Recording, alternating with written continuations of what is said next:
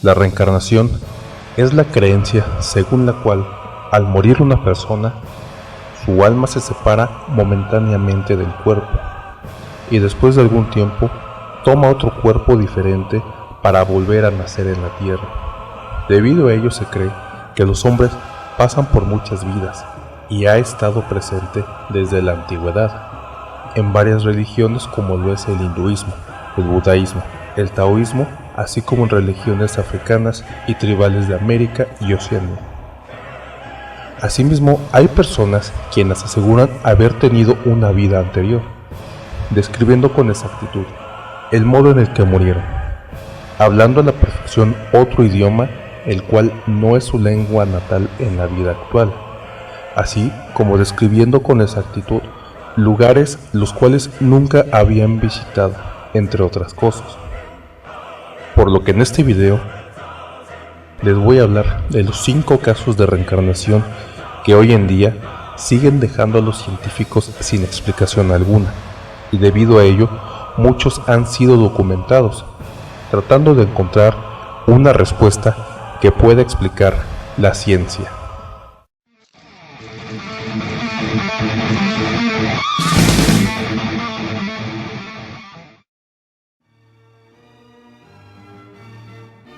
El caso de Nissanka sin duda resulta uno de los más fantásticos. Fue estudiado por el profesor Erlendur Haraldsson de la Universidad de Islandia. Diluxi habló de una vida pasada durante 3 años, donde insistía y repetía la misma historia sin parar. Sorprendió a sus padres cuando les reveló que no era su hija, que tenía padres en otro lugar y que murió en un lugar cerca de Dambula, un sitio a 6 horas de viaje, donde había un río al que cayó desde un puente mientras cruzaba. Para la familia de Nissanka, sus recuerdos resultaron dolorosos. Siempre que hablaba de esto, quedaba claro que Nissanka no se sentía parte de la familia. Comenzó a hablar de su otra vida en la escuela Montessori, que su templo se encontraba en otro lugar. Cuando comía o iba a dormir, ella hablaba de su otra vida. Un periodista escuchó la historia y su caso fue publicado en el periódico local. Pronto, la familia recibió una carta de un señor de nombre Ranatunga, quien reconoció la historia de Diluxi como la de su hija muerta. Los Nissanka hicieron un viaje de 6 horas hasta Dambula para encontrarse con esta familia. En el camino, Diluxi reconoció el lugar y guió al automovilista hasta la casa donde moraba su antigua familia. Relatan que fue un encuentro verdaderamente emocionante, y Diluxi parecía mucho más a gusto con esta familia.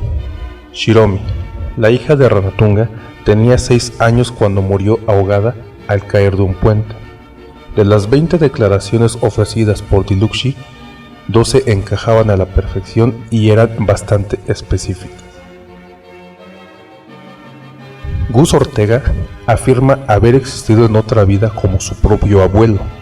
Empezó a hablar del tema cuando apenas tenía 18 meses e hizo muchas declaraciones bastante específicas.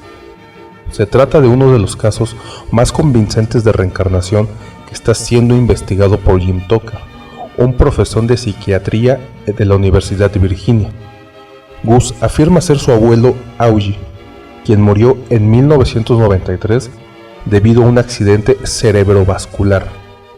El hombre era propietario de una tienda donde vendía de todo. Amaba profundamente a su familia, pero nunca llegó a conocer a su nieto Gus, quien nació un año después de su partida. Con 1 año y medio, Gus se dirigió a su padre mientras le cambiaba el pañal diciéndole: «Cuando tenía tu edad, a mí me tocaba cambiarte el pañal». Obviamente, el hombre se quedó perplejo ante tal afirmación. Cierto día, su padre llevó fotos antiguas a la casa y se las mostró a Gus. Lo que sucedió a continuación fue algo verdaderamente extraordinario. Su hijo apuntó a una de las personas retratadas en las fotografías y dijo: «Ese soy yo». Como cualquier niño promedio de 6 años de edad, el pequeño Cameron McCauley disfrutaba mucho de hacer dibujos. Uno de sus favoritos era el de una casa con una sola planta, de fachada blanca y localizada en una bahía. Cuando su madre le preguntó qué era aquella casa, la respuesta de Cameron le produjo un escalofrío que le erizó la piel.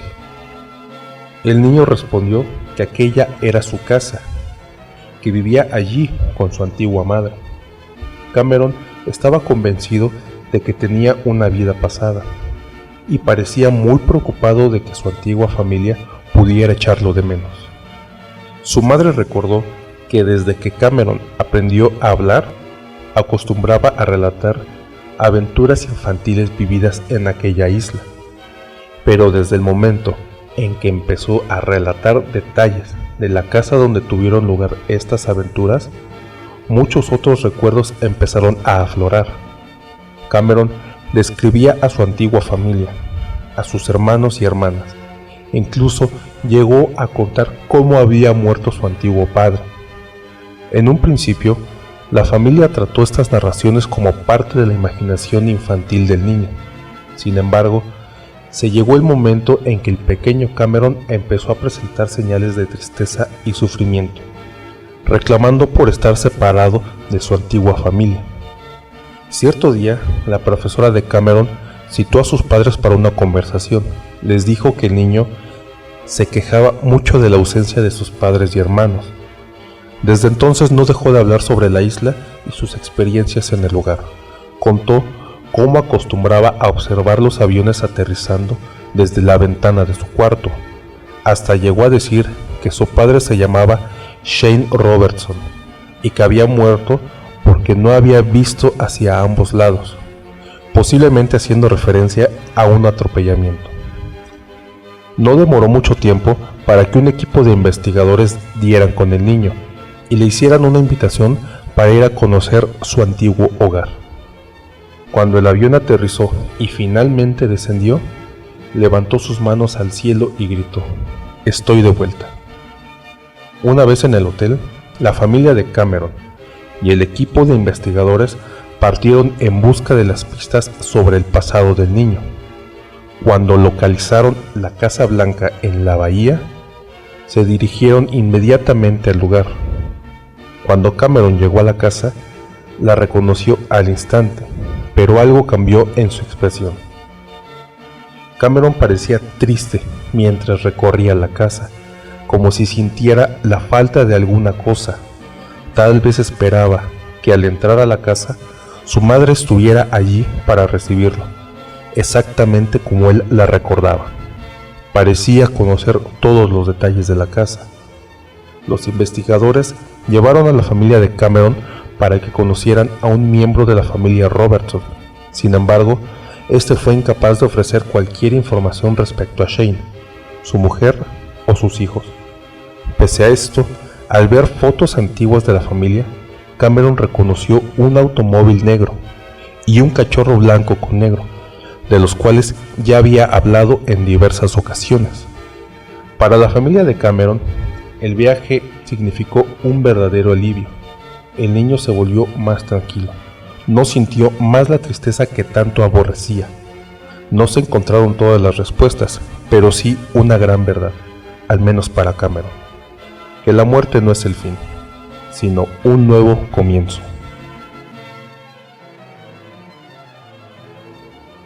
Existen pocos casos en el mundo con marcas de nacimiento relacionadas con recuerdos.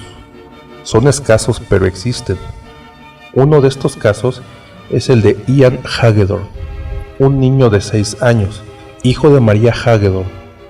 Él afirmaba haber sido un policía de Nueva York que murió de un disparo. Sus recuerdos le indican que cierta noche entró en una tienda donde había delincuentes, que lo asesinaron de un tiro. Este policía supuestamente era el padre de su madre. Y aquí viene lo interesante. Ian sufre de una extraña enfermedad del corazón, de tal forma que cuando se esfuerza de más, sufre un desmayo. Antes de los 4 años ya había pasado por 6 cirugías, debido a que su arteria pulmonar representa defectos, provocando que su corazón no se desarrolle del lado izquierdo. Hasta el momento no parece ser más que una lamentable situación derivada de un problema del corazón. Eso hasta que explica cómo murió el abuelo de Ian. María relata que su padre estaba en servicio como policía y cuando entró en una tienda de electrónicos sospechó que algo andaba mal. Momento en el que dos hombres sacaron una ametralladora y la apuntaron hacia el gerente. La reacción del padre de María fue indicarles: arrojen las armas, es la policía. Y alguien le disparó apenas acabó de decirlo. En la autopsia, la causa de la muerte fue una arteria pulmonar rota por causa del tiro, la misma arteria que hace sufrir a Ian en la actualidad. Pero algo más raro sucedió. María dice que a los 3 años, cuando Ian estaba haciendo desastres, ella le dijo que se detuviera o le iba a pegar. Entonces él respondió: cuando eras pequeña y era tu padre, tú hacías muchos desastres y nunca te pegué. Por supuesto, la mujer quedó impresionada. A partir de aquí, Ian comenzó a hablar más y más sobre el abuelo, convenciendo a todos de que era su reencarnación, por lo que la relación entre la enfermedad actual de Ian y la forma de muerte de su abuelo resulta ser una evidencia muy interesante. James era un niño al que le gustaba jugar únicamente con una cosa: aviones y solamente aviones. Rechazaba cualquier otro juguete que sus padres Andrea y Bruce le daban. Él solo quería aviones. Cuando cumplió 2 años, todo cambió. El niño comenzó a tener horribles pesadillas relacionadas con la aviación de guerra. Su madre solía despertarlo mientras gritaba cosas como: avión en llamas, el hombre no logra salir.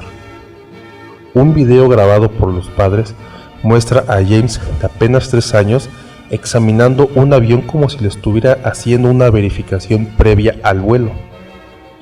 Las pesadillas no cesaban y sus padres acudieron a la terapeuta Carol Bowman, dedicada al estudio del fenómeno de la reencarnación, quien trabajó en el caso y logró traer a la memoria del niño diversos recuerdos. Él detalló que era un piloto de caza de un avión Corsair, que siempre solía tener los neumáticos desinflados, y que éste había sido impactado en el motor derecho por los japoneses. James también llegó a decirle a su padre que había despegado de un navío llamado Natoma, y que había volado algunas veces con alguien llamado Jack Larson. Luego de una investigación, Bruce, el padre de James, descubrió que el Natoma y Jack Larson en realidad existían.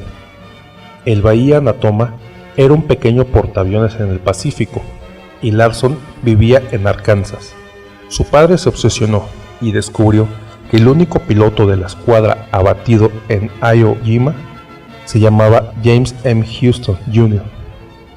y tenía 21 años. Murió el 3 de marzo de 1945. Entonces empezó a creer que su hijo era la reencarnación de Houston y que había regresado porque tenía algo que terminar.